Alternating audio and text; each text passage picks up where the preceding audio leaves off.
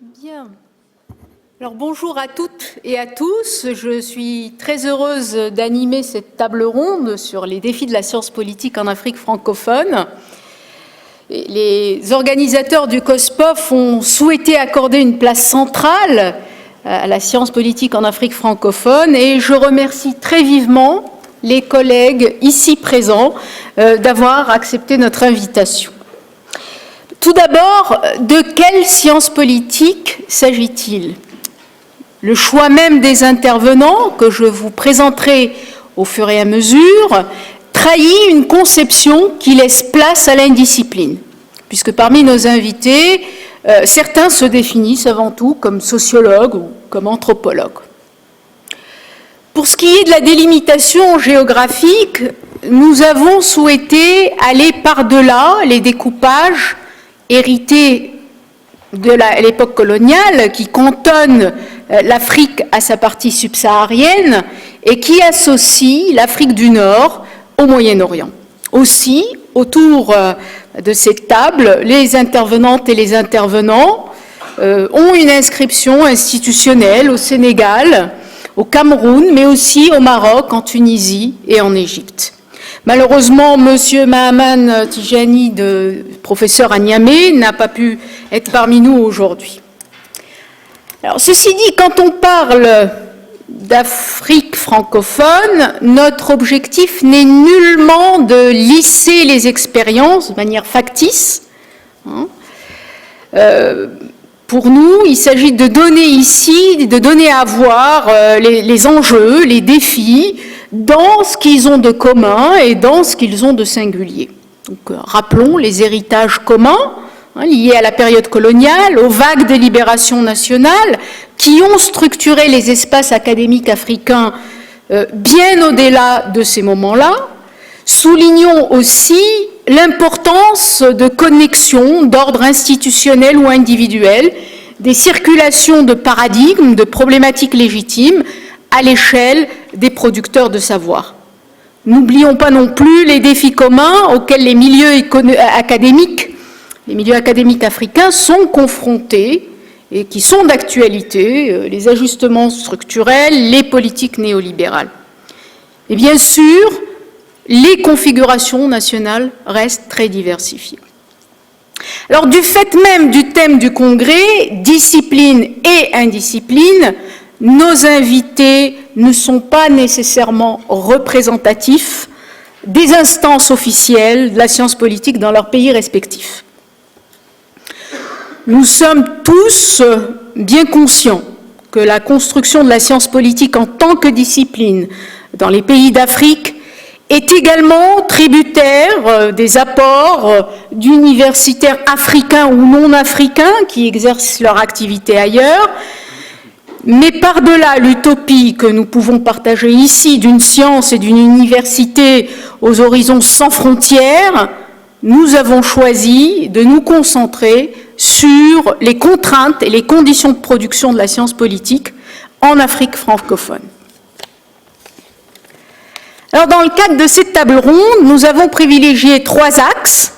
Le premier, qui sera traité par Nadine Machikou et Hassan Rashid, porte sur les lieux, les tribunes et les réseaux de production de cette science politique.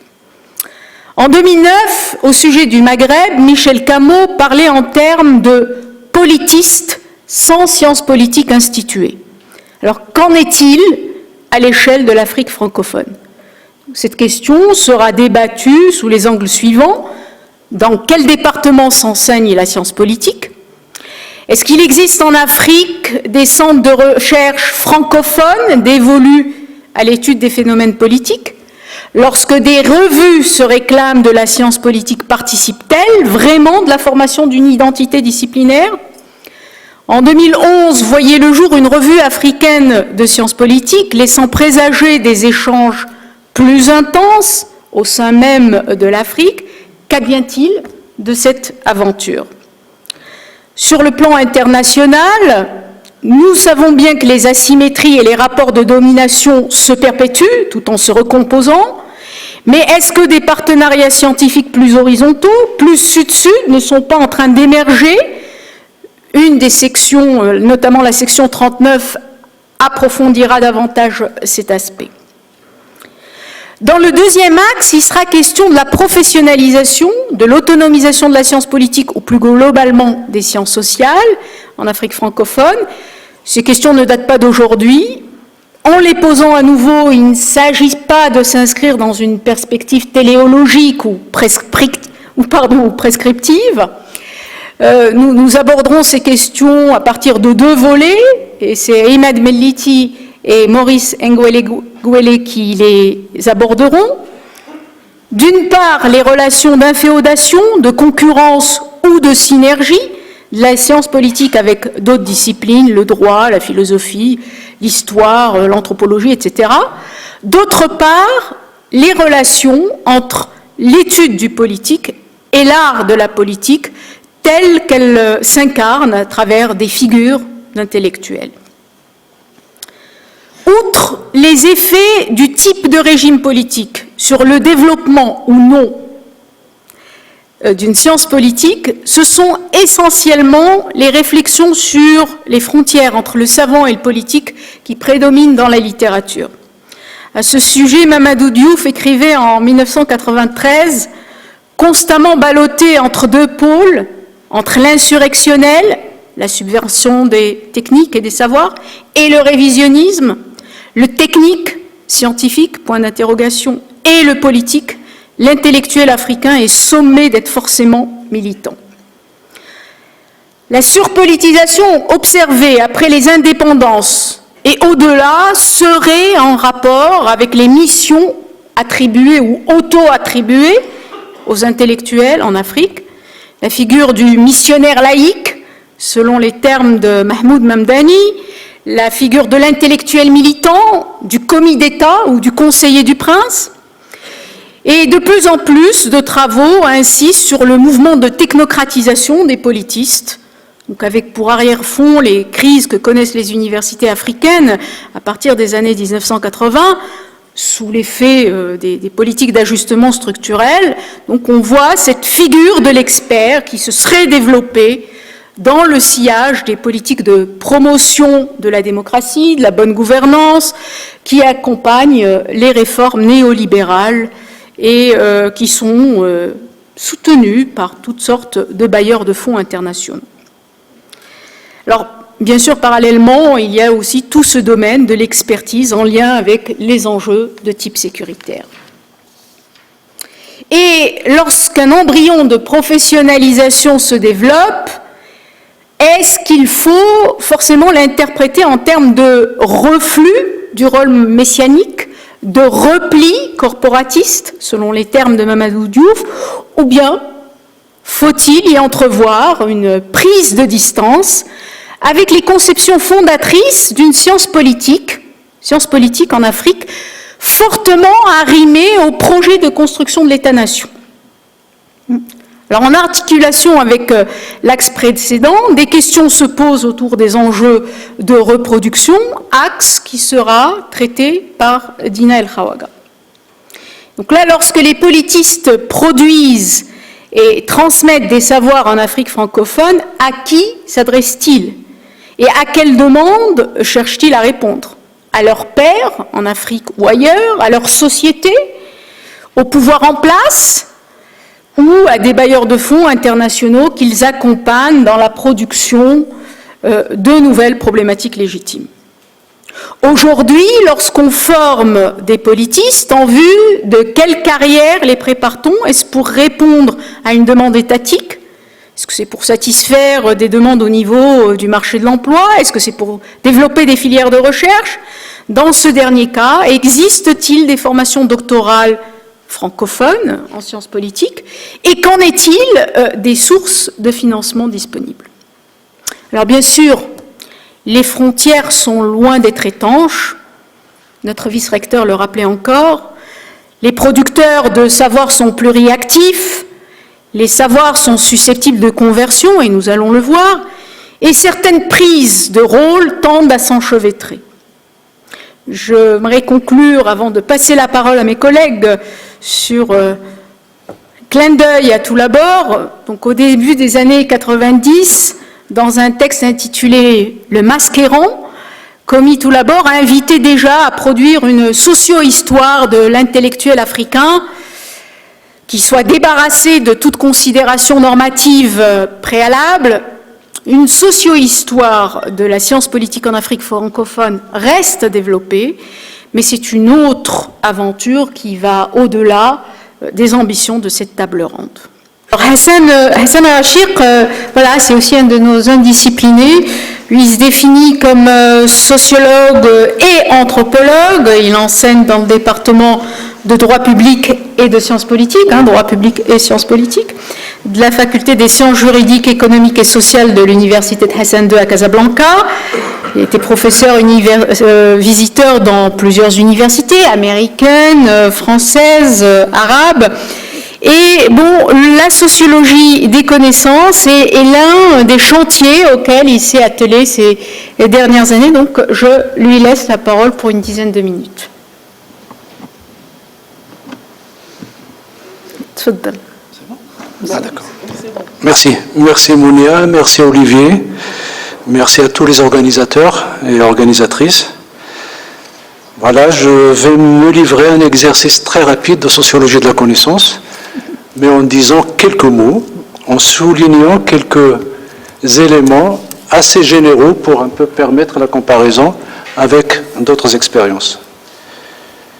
Nous avons commencé de façon informelle et de façon beaucoup plus institutionnalisée en 2007, une expérience assez singulière qui consistait à évaluer les recherches en sciences sociales au Maroc. Il y avait un rapport quantitatif dirigé et publié par Mohamed Chakaoui aux éditions PUF. Il y avait plusieurs rapports thématiques sur les différentes disciplines des sciences sociales. Et j'étais chargé par un rapport sur sociologie, anthropologie et sciences politiques. Et le fait de grouper ces trois disciplines au Maroc n'est pas anodin, n'est pas arbitraire. Et j'essaierai tout simplement de montrer en quoi, pas en quoi, mais comment la science politique essaie de trouver sa place dans ce champ des sciences sociales. Je dois tout d'abord dire que, je ne sais pas, ça n'a pas été dit dans l'expérience que vient de dire Nadine, le champ des sciences sociales au Maroc est très jeune. Si on peut parler de jeunesse à 60 ans. Mais 60 ans pour un champ social, c'est pratiquement rien. C'est 2-3 générations au maximum.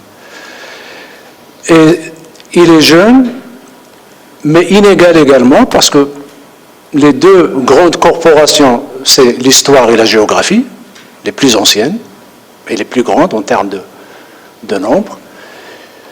Puis vient la sociologie, et la science politique n'est venue, des publications, si on peut parler de genèse de sciences politiques, en insistant sur les acteurs, en insistant sur une certaine publication régulière et continue d'acteurs identifiables en tant que politistes et en tant que politologues, qui s'identifient en tant que tels, je pense que c'est les années 80.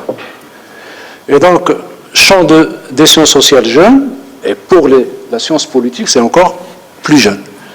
Et donc, les acteurs les premiers acteurs, ou ces politistes sont sciences politiques instituées, c'est des gens qui ont maintenant 65 ans, 60 ans, 58 ans, des choses comme ça. Alors, inégal, et puis je vais insister sur deux aspects. Le premier aspect qui rend un peu, ou qui rend compte de ce manque d'institutionnalisation de la science politique. Il est enseigné dans une faculté des sciences juridiques, économiques et sociales. Le mot politique n'apparaît pas. Deuxièmement, le département auquel j'appartenais, auquel j'appartiens, est un département de droit public et des sciences politiques. Jusqu'à la licence, il n'y a que le droit public. Et j'ai subi un peu, pas uniquement le droit public, parce qu'ils ont encore de la chance, nos jeunes étudiants de maintenant, mais moi j'ai subi à la fois le droit public et le droit privé. J'avais une vingtaine de matières de droit privé en 3 ans. Je n'exagère pas. mais mon diplôme est un diplôme S sciences politiques. Mon diplôme de licence est sciences politiques, mon diplôme de doctorat est un diplôme S sciences politiques. Donc il y a déjà, si on compare un peu les profils des géographes, les profils des historiens, qui sont à la fois des profils relativement précisés, avec des cursus relativement appropriés. Si on les compare avec les politistes, qui ont un profil flou, pas uniquement les repentis, il y a d'autres catégories, un profil flou et un cursus mitigé, c'est-à-dire droit public, avec quelques matières, histoire des idées politiques, les idéologies politiques que j'ai enseignées pendant quelques années et qui viennent d'être supprimées cette année, et des matières comme l'économie politique pour notre génération, géographie économique pour notre génération qui ont disparu par la suite. Donc, comment on peut former un politiste au Maroc? La seule manière qui restait à nos collègues, c'est les études post-licence. C'est là où on essaie d'instituer une certaine discipline, entre guillemets, une certaine tradition disciplinaire par rapport à la science politique. C'est les études qu'on appelait au départ troisième cycle, c'était ma génération, puis unité de formation et de recherche, puis master, école doctorale, équipe, labo, etc. Ça commence à se restructurer depuis 5 ou 6 ans, avec quelques centres, avec quelques écoles de doctorat, et avec un profil de plus en plus, on va dire, un profil de plus en plus précis. Ce n'est pas encore le cas, mais bon. Il faudra attendre les promotions. Le deuxième aspect qui m'intéresse le plus par rapport à ce champ scientifique, c'est un peu l'effet de la taille. Je suis anthropologue, je suis sociologue, je suis très sensible à la taille des communautés villageoises sur lesquelles j'ai travaillé, très sensible à la taille des communautés lorsqu'il s'agit d'actions collectives, et je suis également très sensible à la taille lorsqu'il s'agit de communautés scientifiques. À quel moment, les sociologues parlent beaucoup plus de masse critique, à quel moment on peut aspirer à une division du travail relativement structurée où le politiste sera politiste, où l'anthropologue sera anthropologue et où le sociologue sera anthropologue. Ce n'est pas mon idéal, je le dis. Mais toujours est-il que lorsque le champ des sciences sociales en général, pas uniquement de sciences politiques, vous l'imaginez, lorsqu'il est exigu, il a des effets sur 2 aspects que j'ai choisis. Le premier, c'est la restructuration, la structuration des champs en sciences sociales. Lorsque le champ est exigu, rappelez-vous Émile Durkheim, voilà. Tu as appris de Nadine, hein? C'est plus que 3 minutes. Alors, non mais je sais, je veux négocier, pas grave. Donc le premier effet, c'est l'effet sur la restructuration.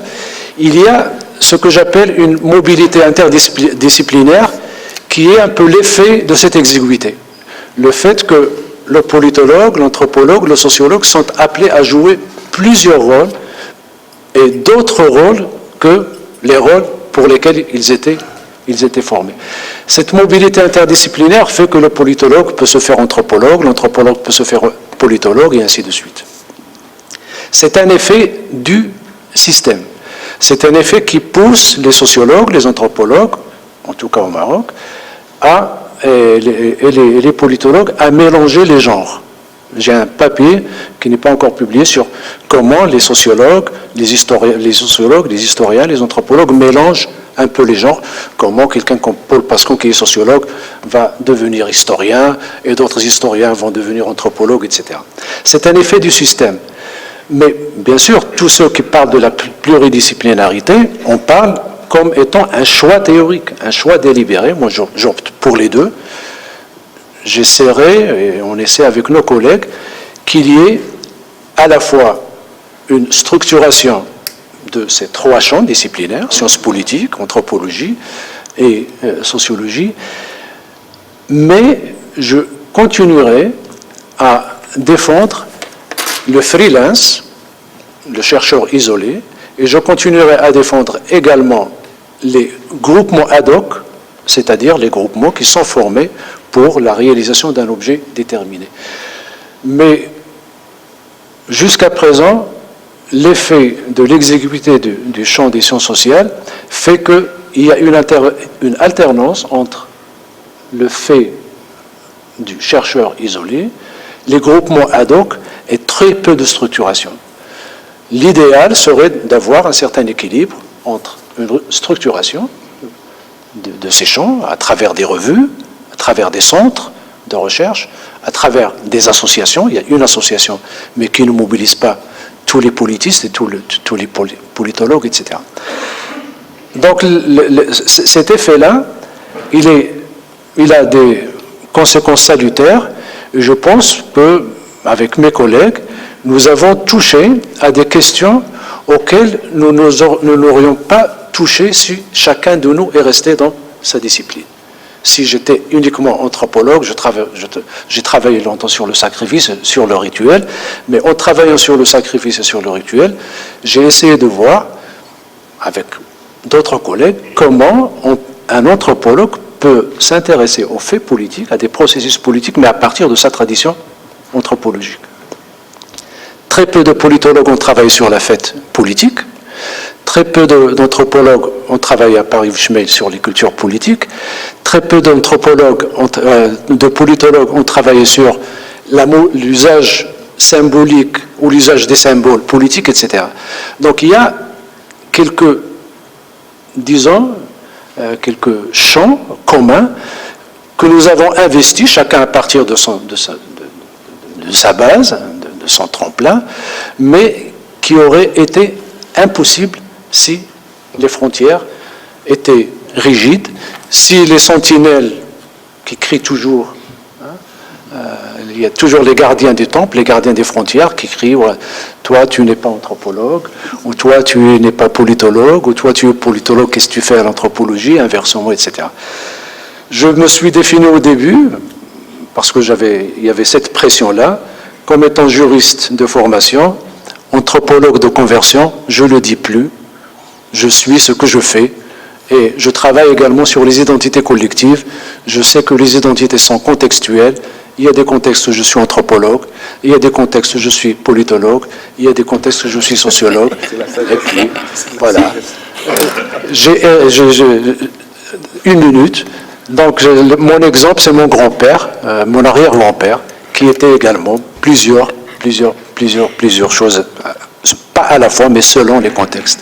Je défends cette identité contextuelle. Je suis anthropologue, on m'a toujours dit, il faut créer un département d'anthropologie. Moi, je leur dis, la meilleure façon, c'est d'enseigner l'anthropologie aux médecins, aux architectes, aux ingénieurs, aux politologues, etc., que de créer un département d'anthropologie pour étudier la parenté ou le sacrifice ou le rituel, etc., est un peu précoce pour notre champ de sciences sociales. Je vous remercie.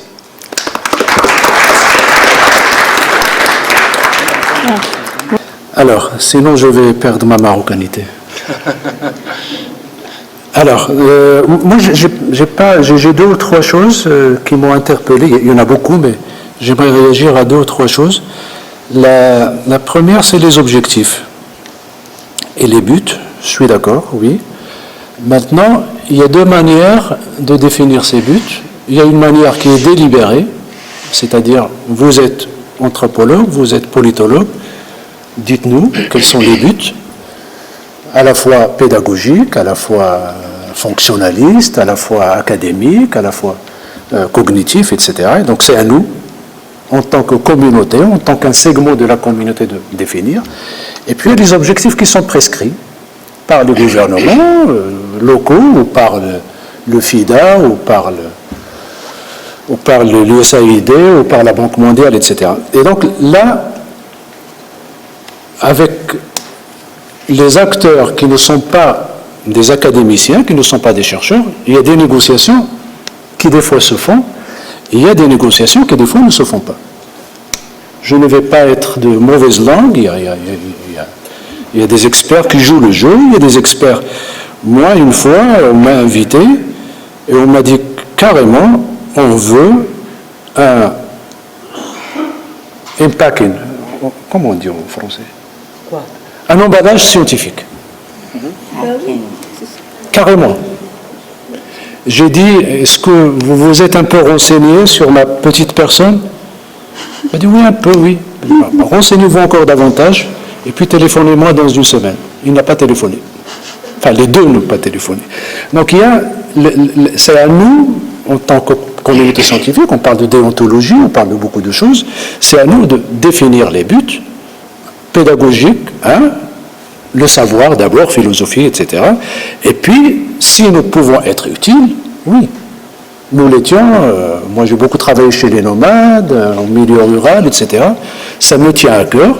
Je négocie très, très, très dur avec les différents ministères.